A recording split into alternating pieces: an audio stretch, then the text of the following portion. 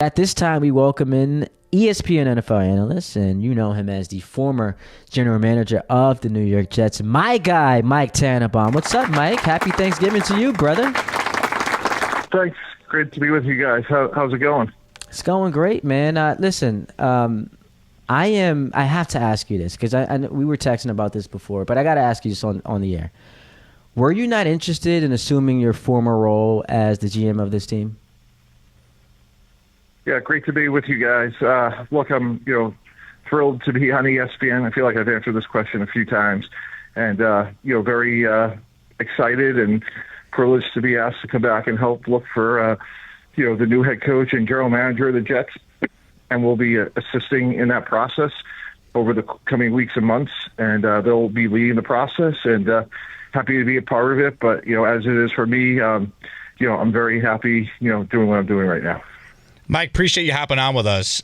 For you, this type of opportunity, how specifically do you get involved with this with the Johnson family? How did this relationship pick up where you're now involved in this process?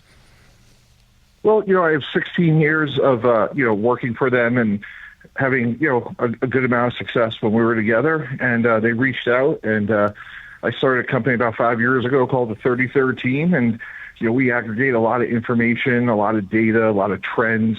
Work with just a ton of experts in the industry, and they retained us to help with that search. It's a search that they're going to be leading, and I think the experience that Rick Spielman brings and all the searches he's done, and myself, hopefully, at the end of the day, there'll be a really good result.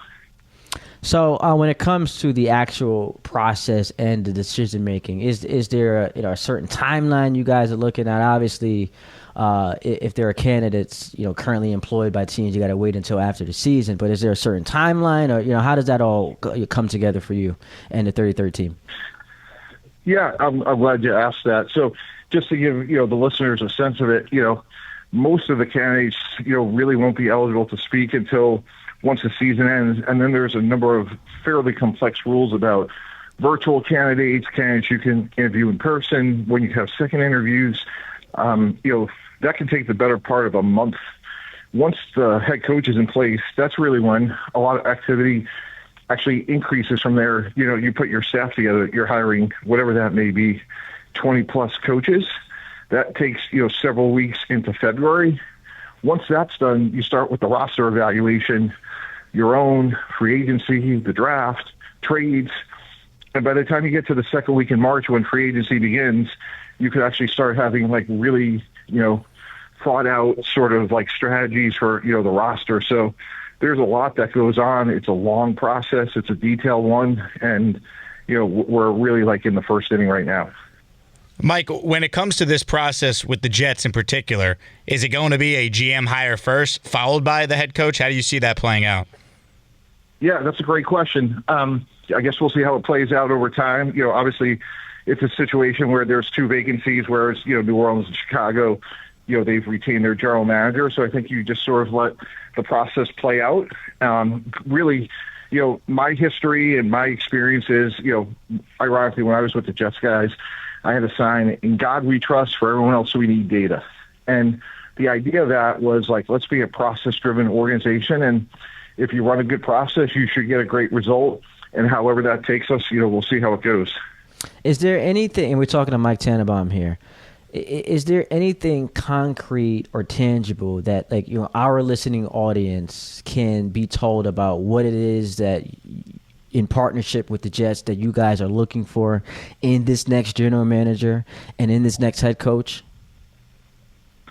Like I said, we're going to be a process-driven search, and we're hoping to get two great candidates that can come in with a shared vision to get the best result possible. We're in the very initial stages of what will be, as I've mentioned, a several-month process, and if you collect good information and act on that, typically you can get a good result. So we'll see how the market takes us and where the data takes us and where the candidates take us, and try to just make progress as the search goes on. Mike, since really you left, the Jets have hired a lot of GMs, in fact, all their GMs, that were first-time general managers. And outside of Adam Gase, who I know you know well with your days down in Miami, they basically have hired a bunch of coaches who have never been head coaches before. Do you get a sense that the Jets and the Johnson family, they value previous coaching or GM experience with this process? So I think we're going to be really thoughtful in our process, and, we'll see where the candidates take us. And I think we want to go into it just being very open-minded and seeing where that goes. And I think if you run a great process, you should get a great result.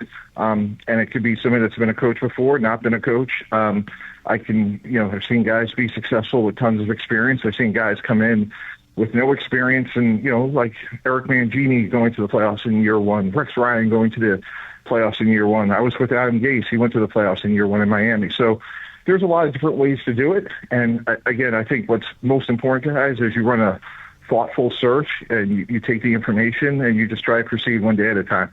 You just brought them up, Mike. Eric Mangini, Rex Ryan, are they on the target list? So, Todd, let me try to explain this. Like, we're going to run a thoughtful process. We're going to take our time. We're going to vet candidates and, try to make the best decisions we can. And, right now we're just at the beginning of it. And, again, we're assisting in the process. And ultimately, the Johnson family, the Jets will decide, who they want to hire. And, we're here to help and assist and support. And I think we have really good data. And once candidates are identified, that'll be at the appropriate time. But, we are very early in the process. Mike, obviously, you brought up Rex just there. He's openly said he's interested in this job. He wants to interview. He thinks he's the perfect fit. You're the guy who made that happen the first go-around, and this team has not had success since both of you were in place. Do you look at Rex, even this many years removed, as someone that would make sense to at least get an interview? Yeah, we'll see how it goes. I think the world of Rex. He's a great guy. He's a friend. I think he does a great job on TV. I know he's interviewed for other positions around the league, and we'll see how the process goes in the coming weeks and months. And obviously his success and resume speaks for itself, and it'll be vetted and compared to the other candidates that could be coming in for a position. So there have been some reports, surfacing as of late about, Woody Johnson. And I know you won't speak negatively of him, but, that he's been a little bit too heavy-handed as far as decision-making within the organization. Is there a conversation between your team and the owner of the Jets about more of a laid-off approach and allowing whoever comes in as a general manager and the head coach to just do their job? Yeah, I don't know what a laid-off approach means. What I can tell you is I was there for 16 years, and we had a lot of success, a lot of fun. I think he's shown to be very patient with the people he hires.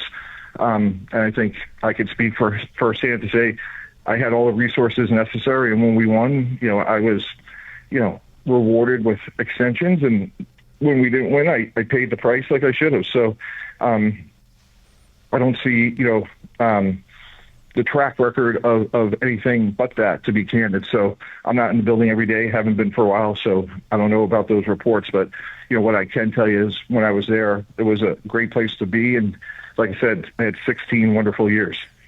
Mike, I know you got to run, so just talking a little more about the process and your experience with the Jets. There's, to me, as someone who's worked in different markets, there's a difference in being the general manager of the Jets versus being the GM in Seattle or Houston, the towns that there's not as much media and scrutiny. It gets very loud here, especially when things go bad.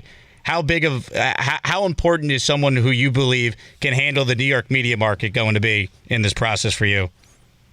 Yeah, I certainly have heard that before, guys, but I don't know, when it was successful, it was a great place to be, and maybe because I was born in New York, I'm a Northeasterner, this is home for me. I think it's a very, very fair market.